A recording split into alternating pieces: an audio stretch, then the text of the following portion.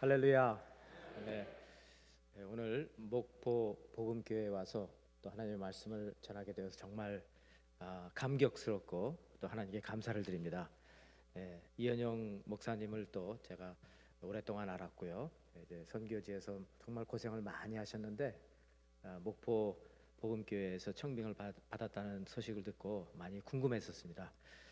선교사로 일을 하시다가 또 목회로 이제 목회자로 이렇게 바뀌게 될 때 어떻게 또 하나님께서 사용하실까 궁금했는데 제가 여기 와서 보니까요. 제가 지금 2달 동안 한국에서 안식월을 보내고 있습니다. 한 10교회 정도를 방문했는데요. 제가 방문한 교회 중에서 아멘 소리가 제일 큰데요, 여기가. 네, 하나님께서 참 뜨겁게 역사하시는 것으로 믿습니다. 그래서 너무 감사하고요. 오늘은 제가 그 이사야서 41장의 말씀을 중심으로 하는데 저는 이제 평소에 주로 제 설교 스타일은 말씀을 보고 문맥의 배경을 잘 살피고 또 한 문장 한 글자 잘 보고 이렇게 말씀을 차근하게 이제 전하는데 오늘은 좀 간증식으로 말씀을 전하려고 합니다. 그래도 되겠습니까? 네. 그래서 오늘 여기 본문에 보시면 나의 종 이스라엘아, 나의 벗 아브라함의 자손아 이렇게 말씀을 하시면서 우리에게 주시는 말씀입니다. 그래서 저는 오늘 이 말씀을 갖고 저에게 역사하셨던 하나님에 대해서 간증하고 싶고요. 오늘 특별히 수요 예배 나오신 분들 가운데 좀 영적으로 다운돼 있는 분, 어느 때보다 하나님이 좀 멀리 계신 것 같이 느껴진다. 혹시 그런 분이 계시면 주님께서 오늘 특별한 위로와 격려와 또 도전이 함께 하시기를 주님의 이름으로 축원합니다. 여러분 그 오늘 본문에 보시면 이런 단어가 나오죠. 택했다는 단어가 나옵니다. 택했다. 저와 여러분 모두 다 주님께서 택하신 하나님의 백성입니다. 택했다는 단어는 굉장히 중요한 단어입니다. 하나님께서 우리를 택하셨고, 그러니까 이것은 우리가 어떤 결정을 참 잘해서 내가 예수 믿기로 한 거 정말 잘한 것이다 이런 게 아니에요. 우리가 예수를 믿으려고 우리가 결정하고 우리가 교회로 온 것이 아니라 하나님께서 우리를 교회로 인도하신 것입니다.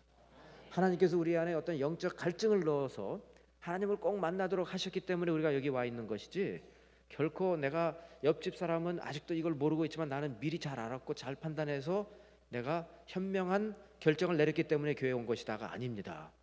우린 다 죄인인데 주님께서 우리에게 특별한 은혜를 주신 것입니다. 영적으로 깨어나게 만드셨고요, 하나님을 찾게 만드셨고, 그래서 예수 그리스도를 구주로 믿게 만드신 것입니다. 그래서 여러분 우리가 이 신앙생활 할 때 굉장히 중요한 포인트는 뭐냐면 나는 택함을 받은 하나님의 백성이다. 내가 뭘 잘해서가 아니에요.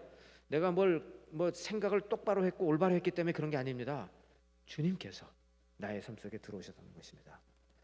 그리스도인의 제일 중요한 첫 번째 포인트는 나는 택함을 받았다는 거예요. 특별한 목적을 위해서 택함을 받았다는 것입니다. 이 장로교회 이제 어르신은 뭐 예를 들면 한경직 목사님 같은 분, 참 돌아가신 분, 상당히 존경을 받죠. 여러분 성결교단의 어르신은 정진경 목사님이라고요.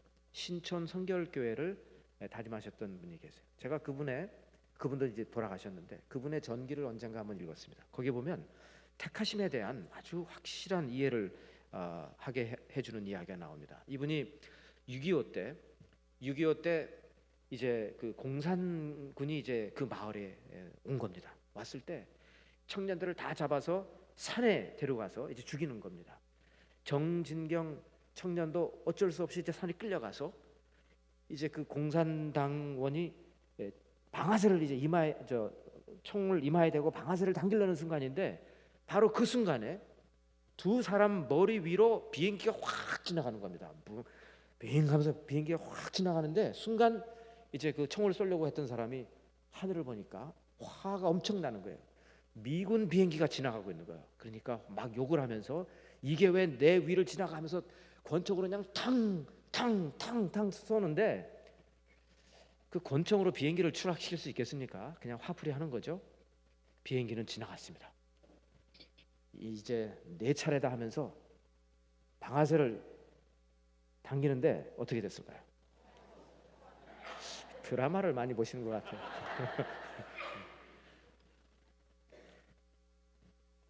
총알이 다 떨어진 거예요.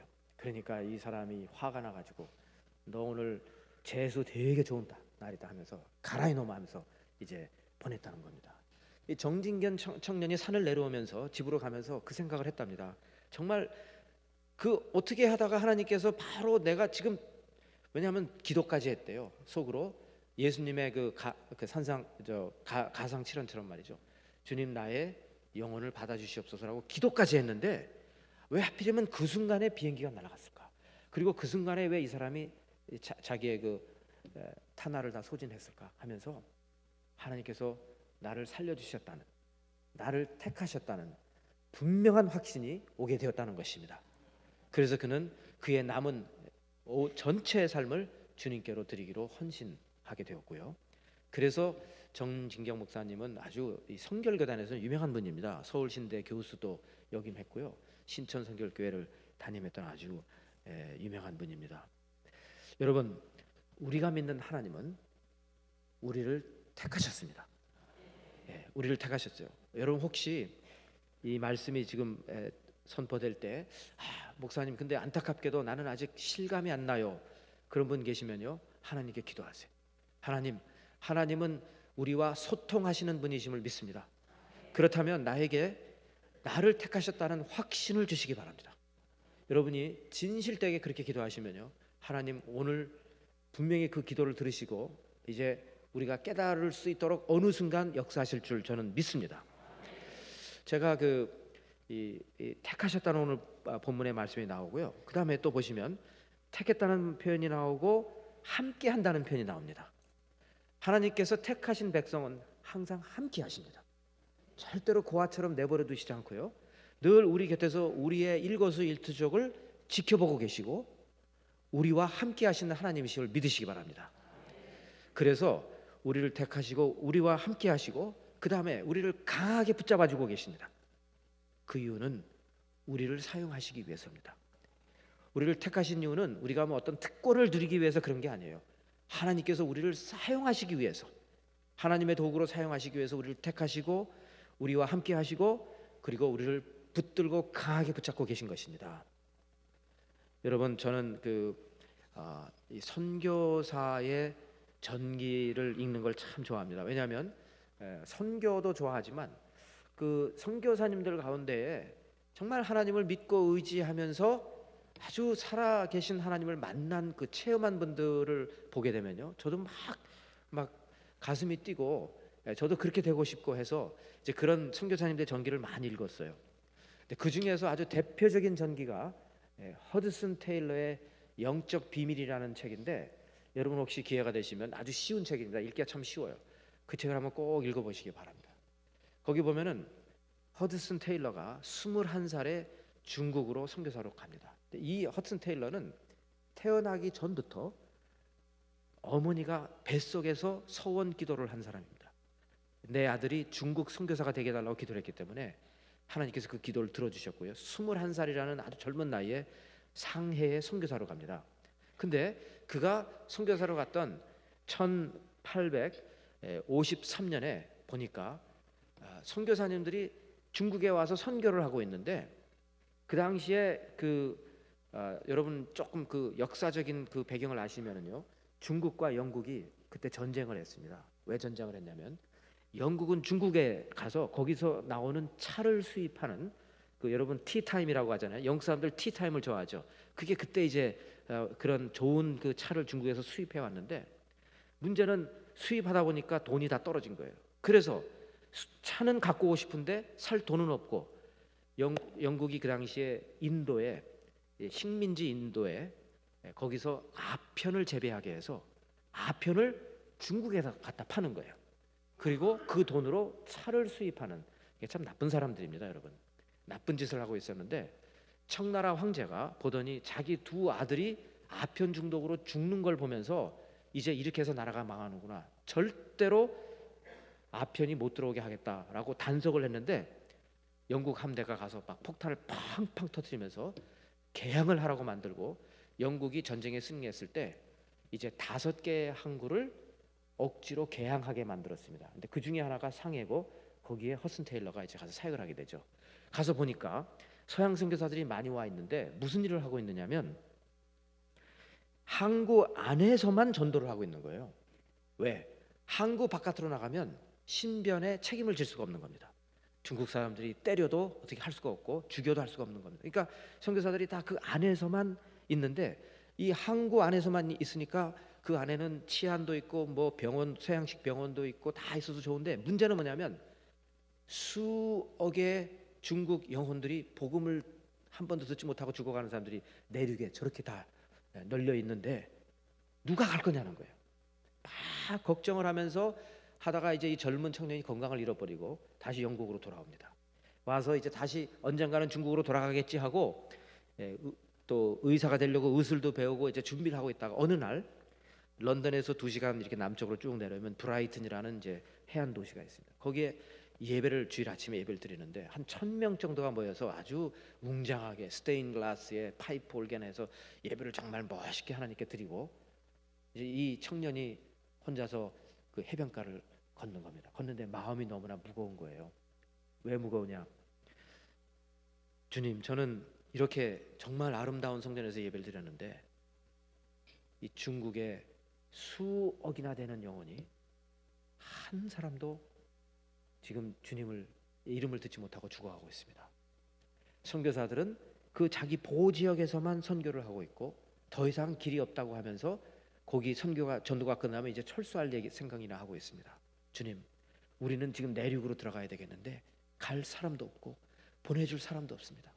주님, 어떻게 하면 좋을까요? 막 안타깝게 기도를 하다가 그가 무릎을 꿇어요. 거기서 무릎을 꿇고 하나님께 서원 기도를 합니다. 주님, 주님께서 허락하시면 저에게 24명의 젊은이들을 저에게 주시면 제가 중국을 12등분으로 나누어서 2명씩 각각 지방으로 보내겠습니다.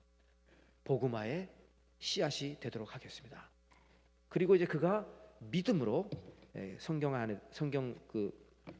안에다가 1865년 뭐 몇 월 며칠 브라이튼 해변가에서 허슨 테일러가 24명의 중국의 내륙으로 보낼 선교사를 위해서 하나님께 헌신 기도를 드리다라고 적어요. 그리고 그 다음 날 믿음으로 은행에 가서 중국 내륙 선교회의 구자를 개설합니다. 그리고 제일 먼저 헌금을 해요. 이렇게 해서 1865년에 중국 내륙 선교회가 시작이 되는 겁니다. 근데 그 책을 읽어보면 허슨 테일러가 아주 유명한 말을 남겼습니다.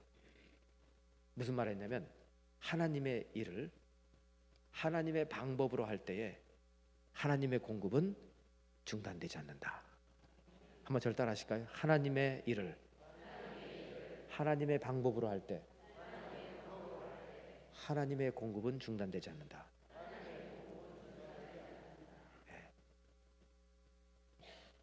아주 허슨 테일러가 이걸 마음속 깊이 이걸 믿었고요. 하나님께서 나를 택하셔서 중국의 선교사로 세우셨으면 하나님께서 나와 항상 함께 하실 것이다. 나를 굳세게 붙잡아 주실 것이라는 것을 믿었습니다. 그리고 이제 그가 중국 내륙 선교회를 시작했다는 소식을 듣고 제일 먼저 도와준 사람이 누구냐면요, 조지 뮬러입니다. 조지 뮬러 혹시 들어보셨어요? 네. 기도로 수백 명의 고아를 먹여 살린 사람이죠. 막 먹을 게 떨어지면 기도해요. 그러면 누군가가 문 앞에다가 그냥 빵을 한 덩어리를 갖다 놓는 겁니다. 자, 이런 식으로 해서 수만 번의 기도 응답을 받았던 조지 뮬러가 제일 먼저 허슨 테일러에게 헌금을 해요. 자기도 사실 살기가 힘들었을 텐데 헌금을 합니다. 하면서 한번 소식껏 해봐라. 우리가 믿는 하나님은 반드시 너를 도와줄 것이다. 격려를 해줍니다. 그래서 그때 허슨 테일러가 시작한 것이 뭐냐면 믿음 선교라는 겁니다. 영어로 faith mission이라고 하는데 이것은 뭐냐면요, 사람들에게 구체하게 설명하지 말고 하나님께 기도하라. 그럼 하나님께서 다 알아서 채워주실 것이라는 거예요. 그리고 실제로 그렇게 기도를 했고요. 여러분, 허슨 테일러가 그래서 24명의 젊은이를 받았을까요? 안 받았을까요?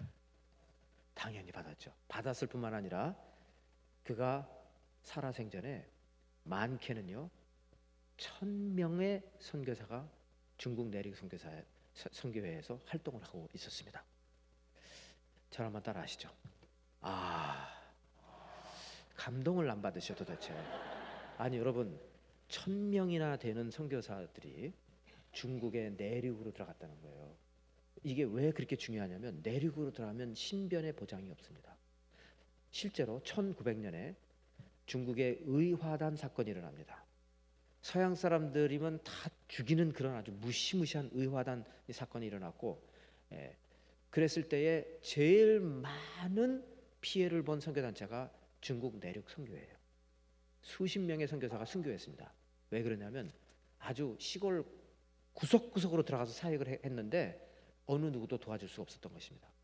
자, 이런 희생을 하면서 이제 허슨 테일러가 하나님을 믿고 했고요. 결국 한때는 1,000명 이상의 선교사들이 막 구석구석에 들어가서 사역을 했고, 모태통이 들어오면서 이제 눈물을 흘리면서 선교사들이 다 추방당하죠. 그래서 1950년대에 이제 바깥으로 나가서 사역을 이제 시작을 하게 되었고, 이름을 바꾸게 돼요. 더 이상 중국에서 못하니까. 그래서 중국 내륙 선교회에서 CIM에서 Overseas Missionary Fellowship이라고 해외 선교부로 이름을 바꿔서 OMF가 되는 겁니다. 제가 이제 이 허슨 테일러의 전기를 읽고 너무 은혜를 받았고 막 가슴이 떠가지고 제가 OMF의 선교사가 되기로 하나님께 헌신을 하고, 그리고 이제 선교부에 지원서를 냈어요. 그랬더니 그 분이 그러시더라고요. 우리는 허슨 테일러의 그 가르침을 그대로 받아서 믿음 선교를 하는데 괜찮으시겠습니까? 그러는 거예요. 근데 저는 그때만 해도 지금 제가 여러분에게 이렇게 상세하게 설명하는 그걸 몰랐어요. 그래서 속으로 선교는 다 믿음으로 하는 건데 뭔 소리를 하고 있나? 그러면서 예, 그렇게 하겠습니다 하고 이제 제가 허입이 된 겁니다. 허입이 돼서 그때가 이제 1999년인데 그때 이제 제가 부목사로 섬길 때였습니다. 담임 목사님께 찾아가서 목사님, 제가 지금 하나님께서 저를 선교사로 부르셔서 어떻게 억제할 수가 없습니다. 저는 가야 됩니다. 저를 보내주시고 제가 가게 되었습니다 하니까 목사님이 그래요. 송 목사, 그건 내가 충분히 이해하겠는데 저기 올해 가지 말고 내년에 가, 그러시더라고요. 그래서 내년에요? 그랬더니 내년에 가. 왜냐하면 송 목사도 잘 알잖아. 우리가 키르기스탄을 입양해가지고 그러니까 이현영 선교사님이 토론토학교에서 세 번째 선교사로 거기 가신 분인데 첫 번째, 두 번째 선교사님을 1999년에 파송을 했어요. 그러니까 이제 담임 목사님의 말씀이 충분히 일리가 있는 거죠. 그러니까 송 목사, 가더라도 내년에 가. 왜냐하면 우리가 지금 선교비를 다 썼잖아. 두 가정을 보내느라고 지금 휘청했잖아. 잘 알잖아. 내년에 가. 그리고 올해 꼭 이렇게 굳이 간다고 하면 우리가 도와줘야 되는데 도와줄 수 없는 이런 상황이면 이게 교회가 말이 아니지. 그렇게는 할 수 없잖아. 그러시더라고요. 근데 제가 부르심이 너무 강력했기 때문에 목사님 정말 죄송합니다. 제가 절대로 교회에 누가 되지 않겠으니까 그냥 저를 놔주십시오. 제가 다 알아서 하겠습니다. 목사님이 굉장히 난처해 하시더라고요. 정말 꼭 그렇게까지 해야 되겠느냐 해서 죄송합니다. 절대로 제가 교회에 부담을 안 드리겠습니다. 그랬더니 이제 목사님 그럼 알아서 하라고 그러셨어요. 그래서 이제 제가 그때부터 하나님께 기도하면서 이제 우리 5 가족이 필요한 이제 그 모금을 해야 되는 그 액수가 있는데 정말 굉장히 많아요. 액수가 모금을 해야 되는데 이제 그걸 허슨 테일러의 말대로 이제 기도로 이제 풀어가야 되는 겁니다. 그런데 담임 목사님한테 떠난다고 얘기를 해놓고 몇 달이 지났는데 어디서 전화 한 통이 오는 데가 없는 거예요. 답답하더라고요. 그때 제가 이제 시카고에서 일을 보고 토론토로 와야 되는데 그 시카고 공항에서 한 1시간 정도 여유가 있었습니다. 하나님께 정말 기도하게 되더라고요. 뭐 긴 기도도 아니고 짧은 기도였지만 아주 간절한 기도를 드리게 되었습니다. 여러분, 간절한 기도가 어떤 기도인지 아세요? 모르셨어요? 그럼 절 따라서 하시죠. 간절한 기도는 간이 저리도록 하는 것이다. 그런 기도 해보셨어요? 얼마나 간절하게 했는지 간이 그냥 저린 거예요. 제가 그때 무슨 기도를 드렸냐면, 하나님, 저를 택하셨잖아요. 저를 선교사로 가라고 부르셨잖아요. 그러면 하나님, 정말 이제 가야 되는데 OMF는 이 믿음 선교를 한다고 하죠. 그러니까 어디 가서 내가 지금 선교사가 되어서 가야 되는데 내 모금액이 이건데요, 날 좀 도와주세요라고 말을 할 수가 없다고 하는데, 그럼 하나님 도와주셔야 되잖아요. 근데 지금 나한테 전화 한 통도 온 적이 없습니다. 이걸 어떻게 하면 좋을까요, 하나님? 하면서 제가 이런 기도를 드렸어요. 여러분, 엘리야가 비가 오지 않았을 때 사환을 시켜서 나가서 보라고 하잖아요. 구름이 몰려오나 봐라. 여러 번 사환이 돌아오죠. 구름 한 조각 안 보입니다. 나중에 가서 뭐가 보입니다 그랬거든요. 저는 하나님께 그랬습니다. 하나님, 엘리야가 본 구름 조각의 10분의 1만이라도 보았으면 좋겠습니다 그랬어요. 그렇게 아주 간절하게 기도를 드리고, 그리고 이제 집으로 돌아왔어요. 며칠 후에 저의 한 살 위 형이 오타와라는 데 살아요. 토론토에서 오타와까지 운전해서 한 4시간 거리인데 전화가 왔어요. 야, 전화가 왔어요. 좌우지간 저한테 야라고 하는 사람은 그 사람밖에 없어요. 야 하면서 전화가 왔어요. 야, 나 오늘 이상한 체험을 했다 그러면서 전화가 왔어요. 뭔데 그랬더니, 내가 오늘 기도를 하는데 하나님께서 기도를 하는데 자꾸 마음을 뜨겁게 만드시면서 이 기도가 끝나지 않도록 계속 나를 힘들게 하셨다는 거예요. 어떻게 했는데 그랬더니, 하나님께서 야, 너 네 동생 선교 간다고 하지? 네가 도와줘라. 이렇게 자꾸 말씀을 하시더라는 거예요. 그래서 형이 기도 중에 하나님께 그랬답니다. 예, 저도 뭐 도와주고 싶은데요, 쟤는요, 제가 뭐 한 달에 10만 원 이렇게 지원해가지고 대례가 아닙니다. 쟤는 지금 문제가 심각합니다. 그랬다는 거예요. 그랬더니 이제 하나님께서 또 계속 기도를 하는데 그걸 도와주지 않고 어쨌든 최선을 다해서 도와준다라고 약속을 하고 끝내라는 거예요.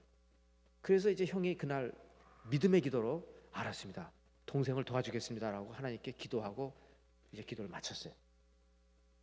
그리고 나서 그날 온 편지를 이렇게 뜯어보는데, 아니 그 중에 하나가 이제 자기가 다니는 그 회사에 그 해에 최고의 직원상을 자기가 받았다는 거예요.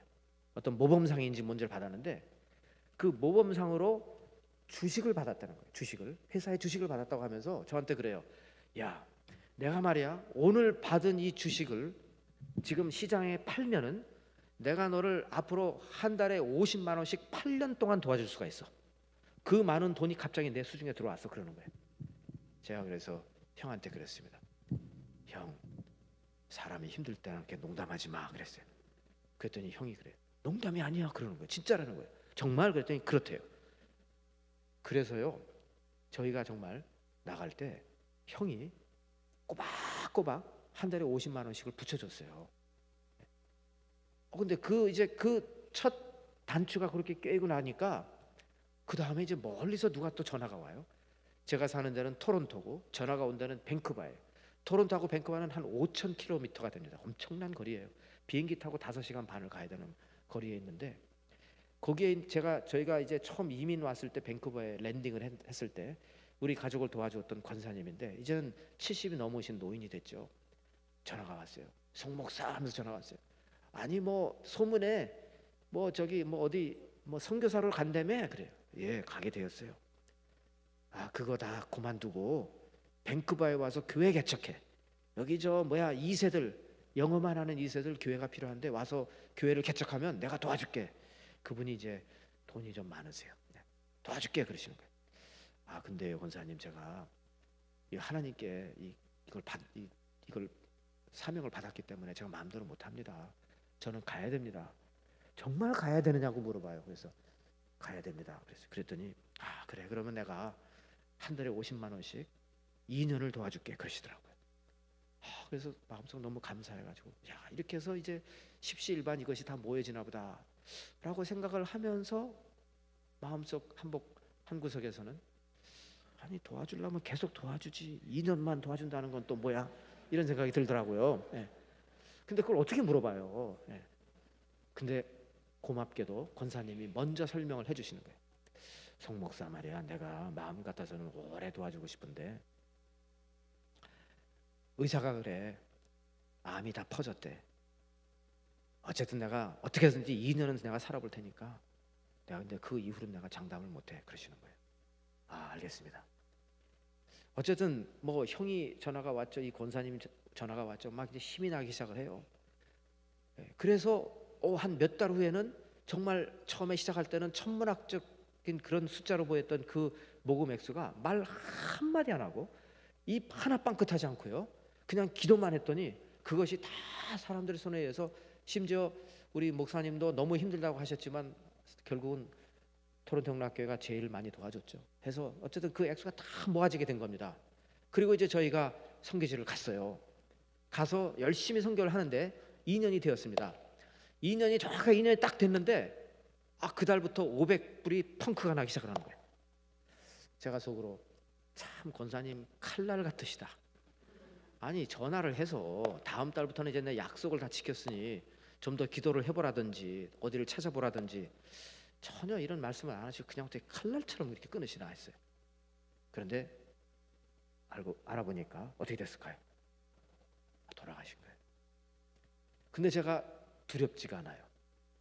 하나님께서 이렇게 저렇게 다 채워주셨기 때문에 이제 또 채워주실 것이라는 믿음이 들어오더라고요.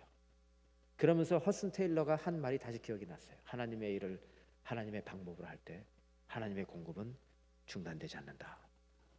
놀랍게도 미국에서 목회하는 제 친구 목사님이 그 교회에서 바로 그 다음 달부터 500불씩을 또 넣어주는 거예요. 신기해요. 자주간 아니 이분이 처음 나갈 때는 어디가 있었고 그렇게 힘들 때는 또 중간부터 하는 건 또 뭐야. 어쨌든 고맙더라고요. 제가 한 텀을 마치고 이제 돌아왔을 때, 본국에 돌아왔을 때 제가 그 목사님 교회를 미국을 비행기를 타고 직접 찾아갔어요. 너무너무 고마워서 주일 예배를 드리면서 성도님들한테 여러분들은 잘 모르실지 모르지만 여러분의 교회는 우리가 선교를 하는 데 있어서 얼마나 귀한 하나님의 도구였는지 모릅니다. 이렇게 해서 돈이 펑크가 났을 때 여러분의 교회가 그 자리를 이렇게 메꿔주셨습니다. 감사합니다. 이런 이제 간증을 하고 목사님 사무실에서 점심을 먹고 있는데 제 친구 목사님이 저한테 그래요. 송 목사님 고백할 게 하나 있습니다. 그래요. 뭔데요? 그랬더니 아까 그렇게 저 예배 시간에 말씀은 잘했는데 솔직히 말씀을 드리면 우리는 송 목사님이 뭐 좋고 뭐 원해가지고 그거 지원한 거 아닙니다. 그래요. 예? 뭔 말씀을 그렇게 하십니까? 그랬더니 사실은 그거 별로 그렇게 탐탁지 않았던 겁니다. 그래요. 근데 왜 지원을 하셨나요? 그랬더니 사실은요, 우리 성도들이 미국 이민 와가지고 정말 밤늦게까지 고생 노동하다가 정말 어렵게 해서 장만해서 그 허름한 150년 200년 된 미국 교회를 장만을 했는데 입당해서 주일 예배 3번 드리고 나서 불이 나가지고 다 타버렸다는 거예요. 그리고 내가 신학교 다니면서 평생 모았던 신학 서적도 다 타서 없어졌다는 거예요. 막 실망감에 막 하나님 앞에 눈 감고 기도하고 있는데 왜 이런 일이 우리에게 일어났습니까? 기도를 하고 있는데 갑자기 송 목사님 얼굴이 내 앞을 확 지나가더래요. 그리고 두 번째로 그리스에서 사역하고 있던 어떤 선교사님 얼굴이 확 지나가더래요. 그러면서 하나님께서 음성을 들려주시는데 왜 너네 교회는 선교를 하지 않느냐. 그래서 아차 하고 겁이 나가지고 그때부터 막 500불씩을 지원하기 시작했다는 거예요. 그러냐고. 잘 됐다 그랬어요. 제가 그랬더니 이제 그분이 그럽니다. 그랬더니 우리에게 얼마나 큰 복이 되었는지 모릅니다. 나중에 보험회사하고 이제 그 보상을 받기 위해서 협상을 하는데 우리가 살고 있는 이 주에 이런 법이 있는 걸 몰랐다는 거예요.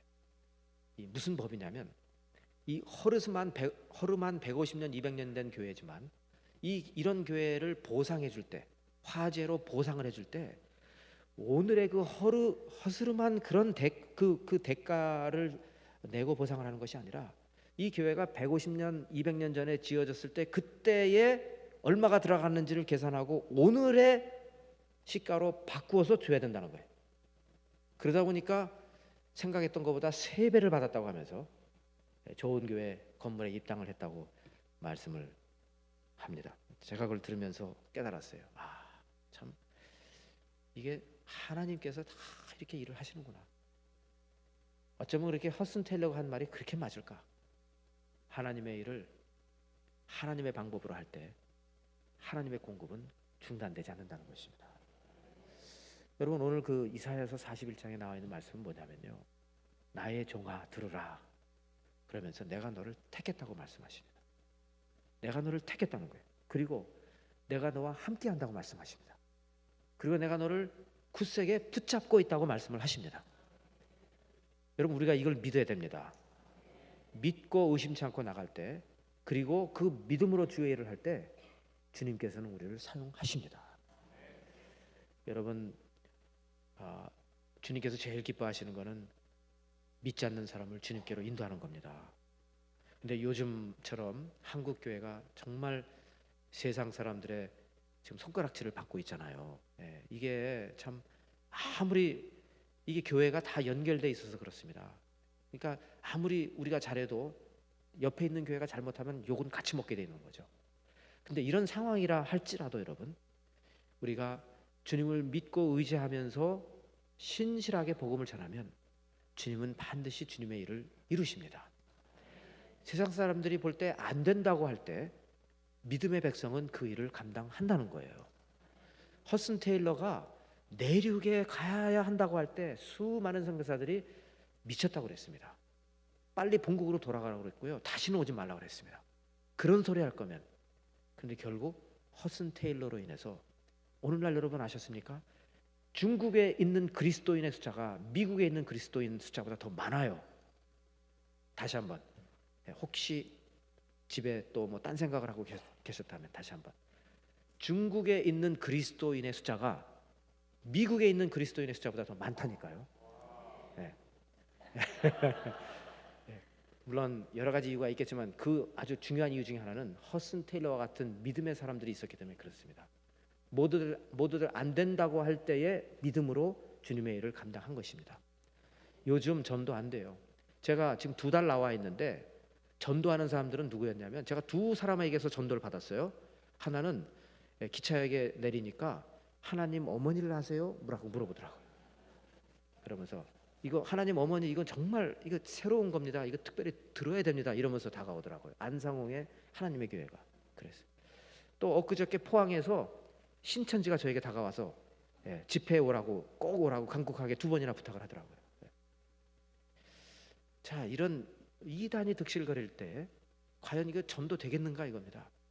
사실 길거리에서 노방 전도하는 게 쉽진 않아요. 왜냐하면 우리는 다 같이 그 사람들의, 안 믿는 사람들의 눈에 볼 때는 이단처럼 보일 수도 있어요.